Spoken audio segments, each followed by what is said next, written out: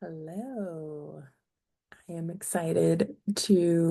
excited and nervous to be making this video and to be speaking out loud some things that have been on my heart. And this feels like a monumental occasion on Friday, September 27th of 2024 to really lean into this dream of calling forth those who want more joy in their lives, who want more creative expression, want more art and music and play and dance, and like don't know how to get there quite yet.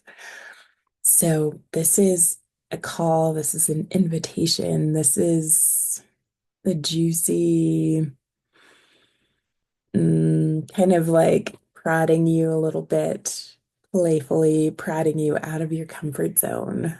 This video is deeply uncomfortable for me to be sitting here speaking to my computer, imagining that I'm speaking to people on the other side, but knowing that this is the first step of many to come.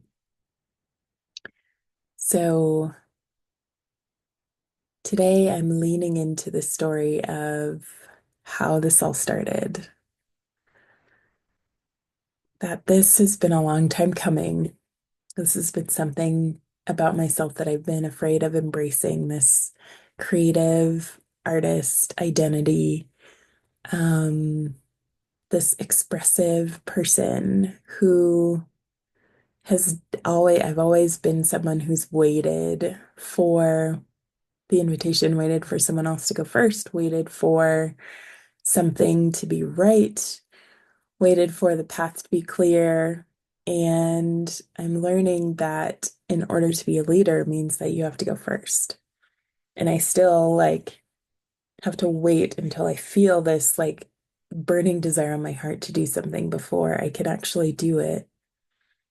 And there's been so many times in this process that I have really been learning and leaning and trusting on something invisible, something that I can't see, something that's coming forward in the future, but I've got to start now.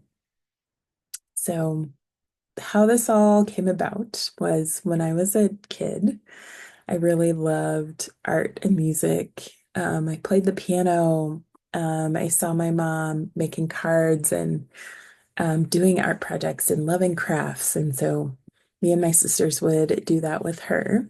And then one day, my friend gave me some polymer clay, which I have some here, some polymer clay, and my whole world opened up. It was like this creative expression exploded. I got to and found that I had this gift for being able to easily make something that I saw in a book that I saw someone else make.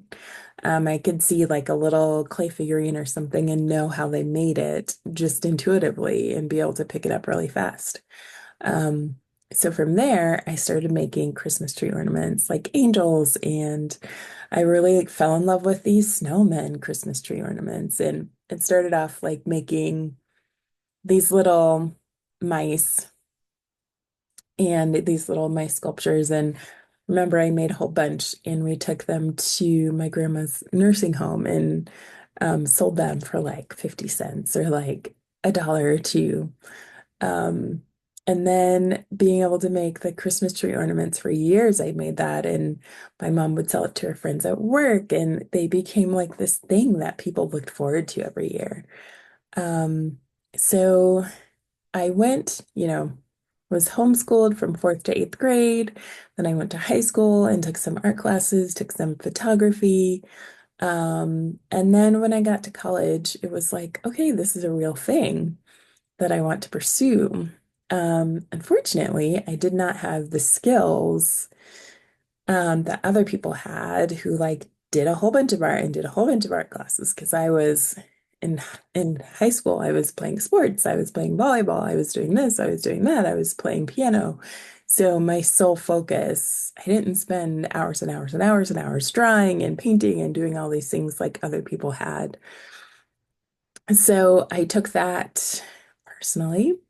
I didn't major in art. I was a humanities and fine arts major because I loved having the variety of a little bit of this and a little bit of that, and um, felt kind of trapped trying to like narrow in like, oh, you're only an art major or this or that. I've always been like very passionate about many things. Um, and that kind of became a little demonized, like being someone who has a lot of interests, because that means that I'm not like necessarily focusing entirely on one thing and I'm not excelling at one thing. And then I see other people who are like completely devoted to one thing and they're great at it. And then that becomes a reason for me to beat myself up and a reason for me to not feel good about myself and all of that. So here we are. I'm going to college and I um, started taking some art classes that I could get into as like a non-art major. Um, I had some really great experiences. There was a 2D art design, like drawing kind of class. And she was like, wow, you're really great at creating these patterns. Like, you should consider designing fabric, and that would be really cool.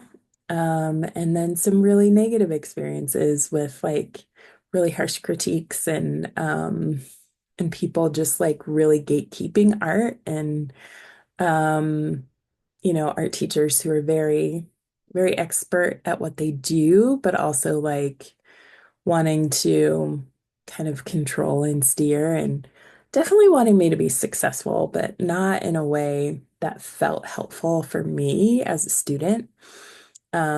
So, and then, after I left college, I was feeling a little bit more courageous and a little bit excited.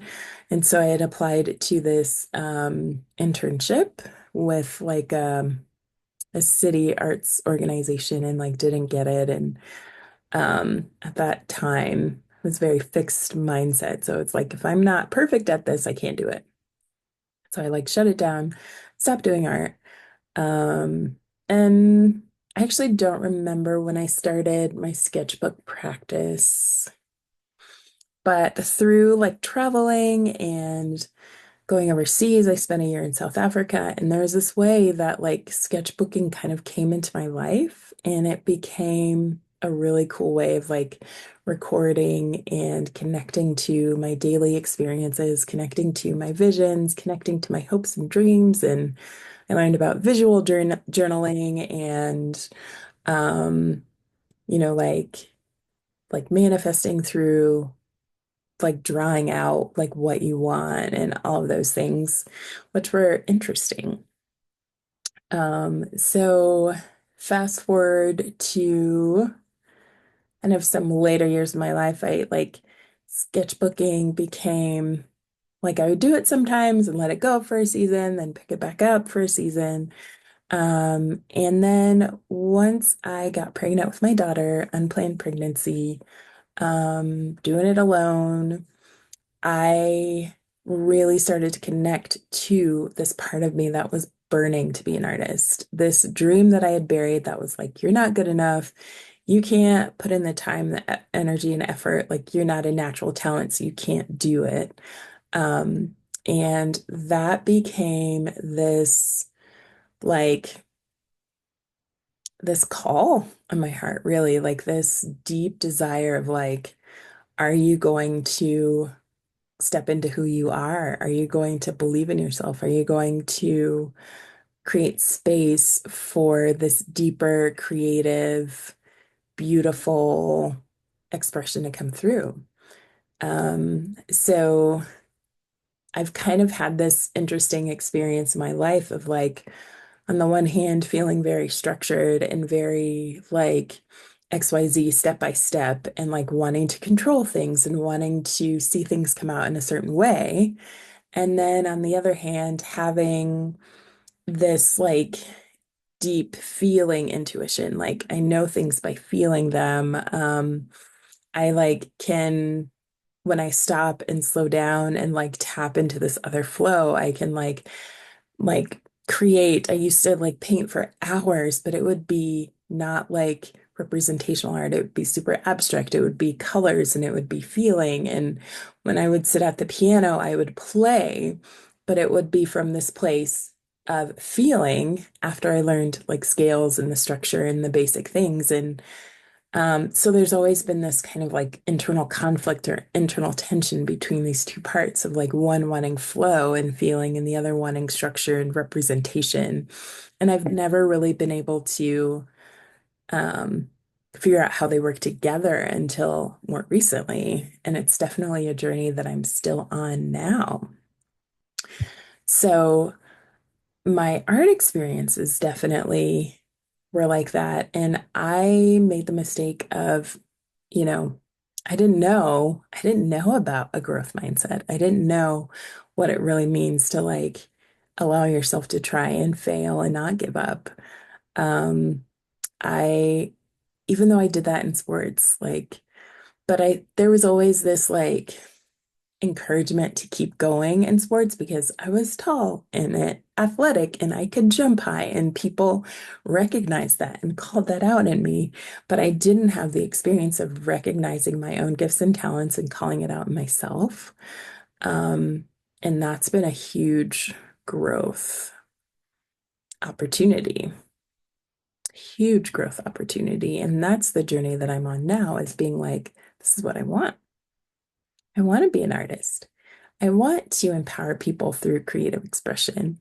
I want to step into a more joyful, like deep, abiding, joyful identity that is not, my joy doesn't go away when things aren't going well or when I'm unhappy or when I'm pissed off about what's happening in my life, that I can return back to joy as my home, that it's the place where I live, it's who I am. And that can like be my strength throughout the difficulties of life. So this has been an interesting journey. It's one that I'm still going on. It's one that I'm excited about and scared and just feeling really, I don't know, where we'll see where it goes. And I hope that you join this journey on join on this journey with me as well.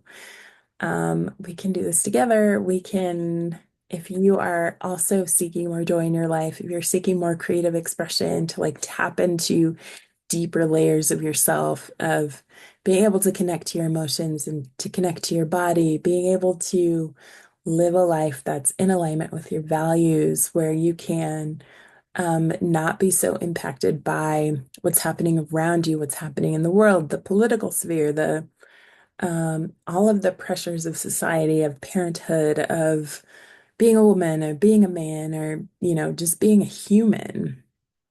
It's a lot of pressure. So I just want to let you know that I see you, that I'm with you on this journey, that we get to do this imperfectly. We get to do this in the midst of chaos, sitting in the spare bedroom where I work out of with like unmade bunk beds behind me and crap behind me that I need to sort through and take care of and all of that stuff. But like, we can start now. We can start today, and it's going to be really good. And there's going to be ups and downs, and it's going to be hard at times, and it's going to be good at times, but we're in this together.